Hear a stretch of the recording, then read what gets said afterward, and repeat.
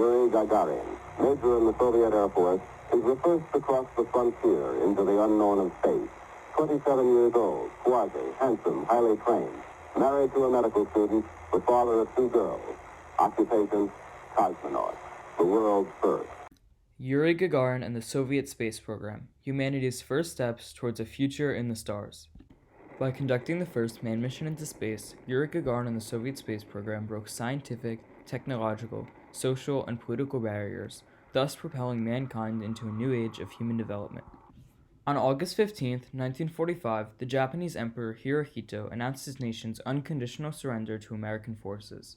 With World War II finally at a close, 2 new superpowers would emerge on the global stage, the United States and the Soviet Union. Both vying for power for their respective ideologies of capitalism and communism, the worlds would be brought into a 45-year conflict characterized by a series of proxy wars in former European colonies in the space race. So the space race arises as a part of the Cold War, this geopolitical conflict between the United States and the Soviet Union in terms of economies, politics, culture, technology, and really a fight for world domination in terms of both ideas and territory. On October 4, 1957, the Soviets launched Sputnik 1 into space. This was the world's first artificial satellite and would stay in orbit for 3 months, after which it returned to Earth. Historians still debate the justifications of this mission, whether it was a technological mission to advance humanity or propaganda designed to instill fear throughout the world. About a month after the launch of Sputnik 1, on November 3, 1957, Sputnik 2 would be launched into space, carrying a dog, Laika. Although Laika would end up losing her life in space, the ability of the Soviets to launch satellites sent a clear message to the United States. The space race had begun, and the Soviets were winning. The United States' immediate response was to send up a satellite of their own. On January 31, 1958, Explorer 1 was sent into Earth's orbit, flying 903.5 miles high. This satellite marked the first American endeavor into space, and on July 29, 1958, President Eisenhower would strengthen American efforts by forming the National Aeronautics and Space Administration, NASA, along with the Advanced Research Project Agency, ARPA, which was designed to develop space technology for the military. The Soviets, on the other hand, had launched their own organized space program on July 31, 1956, known as the Space Program of the Union of Soviet Socialist Republics. With the respective governments pouring money and resources into each program, a new reality of the space race was formed. 4 years after the launch of Sputnik 2, the Soviet Union would send the Vostok 1 into Earth's orbit. Although it was originally intended to be an intercontinental ballistic missile, it was repurposed by putting a capsule on top, which allowed what was basically a bomb to launch a human into space. On board the Vostok 1 was a life-size dummy known as Ivan Ivanovich, along with the dog named Zvezdochka, who was named by Yuri Gagarin. The success of this voyage alone broke many technological barriers, showing that life could survive in space. The Vostok 1, the world's first reusable spacecraft, would be launched into space again a few weeks later, this time carrying human life. On April 12, 1961, at 9:07 a.m. Moscow time, Yuri Gagarin was launched into the cosmos. He was the first human to leave this planet and get beyond the atmosphere and go into Earth orbit. Gagarin was born on March 9, 1934, in Kushino, a small village which would later bear his name, roughly 100 miles from Moscow. He would develop an interest in aeronautics from a young age and would later join the Soviet Air Force. After successes there and receiving prestigious honors from his commander, he began training to become a cosmonaut. A few years later, the Soviet government began the process of finding a cosmonaut to travel to space. They had originally selected 20 men between the ages of 25 and 35, and Gagarin, being a senior lieutenant at the time and 27 years old, had been chosen. Gagarin stood out. I think people saw in him that he was something of a leader. As I said, he was very personable and handsome, which helped. I talked with him a number of times. I thought he was a very fine character. His character, background, and intelligence made him the ideal man to be the first cosmonaut to travel to space. And so, Sergei Korolev, the head of the mission, on April 8, 1961, revealed that Gagarin had been chosen. At the beginning of the mission, there was a slight technical issue. The mechanical system operating the door and keeping it shut broke.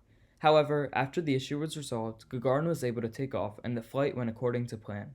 He did land a few miles away from the intended landing spot, but this slight miscalculation proved to have little effect in the overall success of the mission.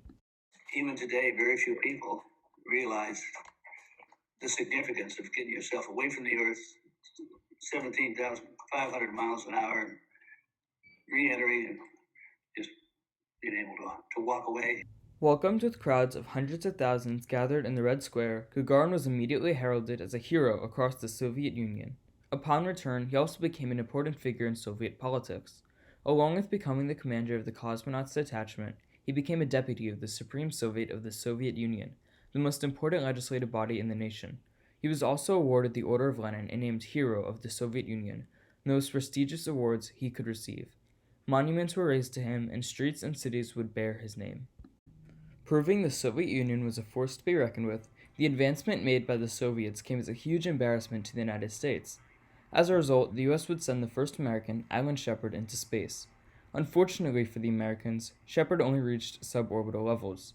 More importantly, however, the Soviets' accomplishments in the space race would also inspire President Kennedy's groundbreaking 1961 speech. First, I believe that this nation should commit itself to achieving the goal, before this decade is out, of landing a man on the moon and returning him safely to the Earth.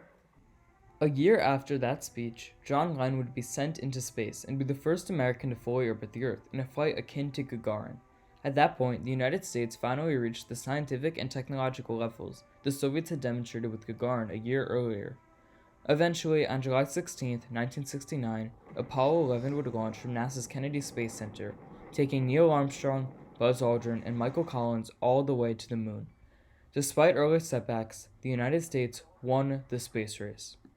Even though Gagarin didn't live to see regular space travel, his efforts and those of the Soviet space program would lead to breaking social, political, scientific, and considerable technological barriers. Prior to his mission, scientists were unsure how space, specifically the weightlessness known to space, would affect a human. In space, but there were actually people at the time who thought that humans might go insane because they were weightless, or because of the isolation of being in that tiny capsule, hundreds of miles away from any other humans going around the Earth, or that the radiation might affect our brains. We now know that it's not easy, but humans can live in space. This technology, along with several others, would be further developed and used by the Americans and Soviets in later long-term missions. A lot of that technology has been used in many, many other areas today. However, despite the many opportunities these new technologies would bring, they would also open the door to new weapons that forever changed the course of how wars would be fought. Humanity would be held hostage by the fear of mutually assured destruction, a world where mankind has the ability to commit omnicide with ease. The next few years would end up being some of the most tumultuous in human history.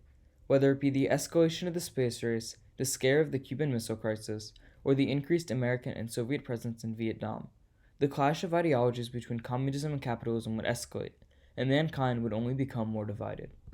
However, Gagarin's mission would also open humanity to a wide future of possibilities. Just 14 years after the launch of the Vostok 1, the United States and Soviet Union would work together to launch the Apollo-Soyuz mission in 1975, further shattering societal barriers between the two nations. 20 years later, international cooperation would once again be seen in space with the launch of the International Space Station on November 20th, 1998. The social barriers broken during Gagarin's mission would allow for the cooperation seen for the International Space Station to be built, where groundbreaking research is currently being conducted. Even life here on Earth is dependent on the technological advancements made during the space race. Our whole civilization is now dependent on space. It's communication satellites, it's weather satellites, it's navigation satellites, it's the global connectedness that all of that creates. This mission by Gagarin would allow all of humanity to come together and celebrate under the banner of scientific achievement. As a result, the social and political barriers broken would bring people of all races, creeds, genders, and nationalities together. As Gagarin said, "Earth is blue, without boundaries, all countries united, indescribable show, a one of a kind." From space, the barriers which divide nations are broken. There's only an overview of one magnificent Earth, where all humans are equal and united. In the end, as Stephen Hawking once put it, we are just an advanced breed of monkeys on a minor planet of a very average star, but we can understand the universe. That makes us something very special. Although his flight would only last for 108 minutes, its effects will be felt as long as man survives.